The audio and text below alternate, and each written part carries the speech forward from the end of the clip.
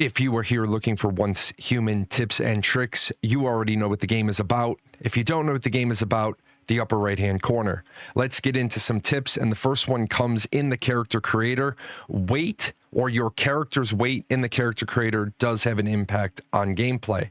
The character creator is beautiful, and it guides you through everything pretty clearly, except when it comes to weight. When you get to the body screen, what you're going to see is you're going to see this little icon in the bottom corner. It's going to show you the impact on your weight. If you choose to make a chunky monkey, then you are going to have a higher base load capability. Your melee attack speed is going to be lower, but you're going to do more damage. Your rolling speed will be slower, and your weapon stability will be higher. If you make a moderate character, which I would call fit, but they have chosen moderate, then you will have a middle range base load. You will have a torso damage reduction by 10%, and your stamina will recover 20% faster. Finally, if you make a skinny minnie, then what you're going to have is a lower base load. You are going to attack faster in melee, but you're going to do less damage, but you will have a higher starting stamina pool. Now, this is sort of an open world survival game, and when you first land in the game, your first temptation is to run off and do whatever you want. I would recommend that you follow V's advice until you get to Mary at Deadsville. Now, while you're running around and you're following V's advice, make sure you kill tons of animals. Kill them, skin them. You're going to need a lot of hides, and you're also going to need a pretty substantial amount of wood and copper. So if you happen to be going past a tree, you happen to see some copper nodes, make sure you hit those, because in order to get to Deadsville, you will need a significant amount. Now, when V is giving you the last bits of stuff to say, he's going to say make a firearm. I highly recommend that you also make a bat. Make a bat last after he says teleportation to Mary is up.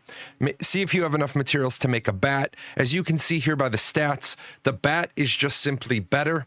I actually played through 3 different characters before I said I want to embrace my inner Negan, and I saw the bat is just much better, going to give you a much better time.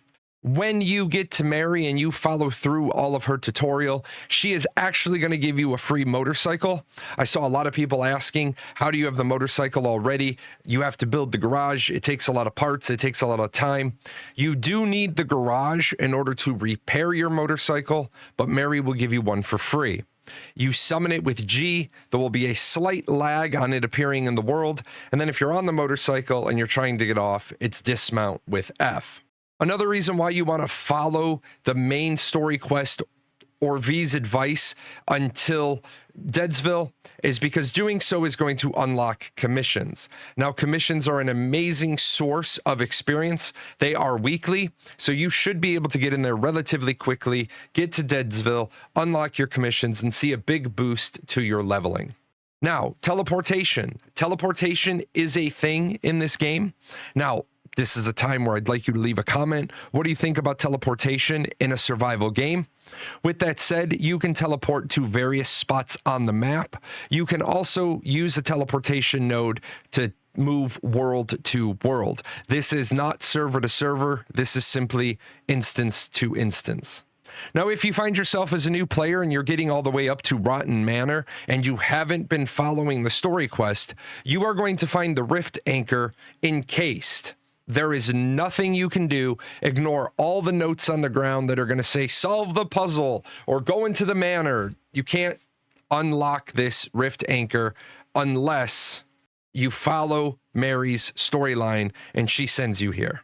If you find yourself needing to move your entire base, you can move your entire base if you have put it in an area where you're losing some ground tile or you just want to shift it around. If you go into your building menu with the B button and then you press Z, you will be able to shift your entire base around. Now, it is going to pop you up a warning that says your stuff is going to go into storage. It's going to go into the vault.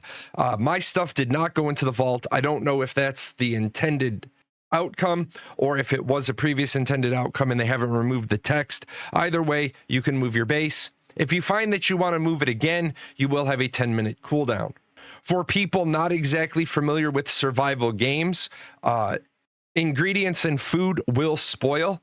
You want to try to keep a nice stockpile of canned meat and bottled water or boiled water so that it does not expire. Anything you make, apple juice, orange juice, berry juice, or any meat you cook, any vegetables you grill, those will expire. The canned stuff does not.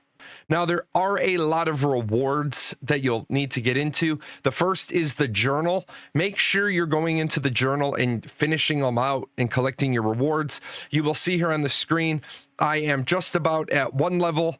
And as I do all of my journal collections, that will actually bump me halfway to the next level. There's also weekly logins. You log in, you get your weekly, daily login reward. They just happen to do a weekly one. And then there's also the seasonal event. Get into the seasonal event. It's the escape key, and then you'll see the icon. Make sure you're looking at the stuff you need to do in order to earn seasonal event points. The big one being the crossbow and headshots. 5 of those you'll get rewarded, but you have to go in there, accept the reward for the counter to restart. You will find yourself needing to use emotes. Emotes are buried. You go into your inventory, you go into cosmetics, and then expressions, and then you set whichever you set whichever emotes you want into your wheel. And then when you're in the game world, you hit X, that will bring up your wheel. Again, you will need this. There is at least one side quest that requires you to properly emote. And finally, one thing I see a lot of new players asking in the in-game chat is, where's my deviation?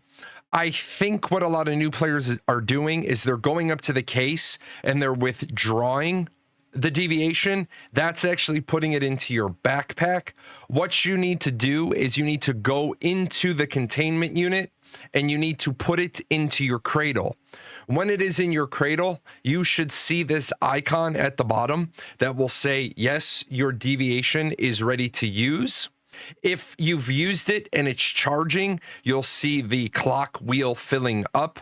If there's nothing in that icon isn't present, or if you're looking at the back of your character and your deviation isn't in your cradle, you have withdrawn it and not placed it in your cradle. You need to go back to the containment unit and actually draw it into your cradle in order for it to be usable.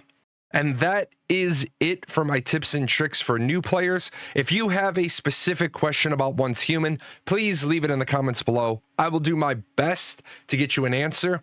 Now, I'm going to put this into post-production so I can get back in the game and figure out more stuff to share with you.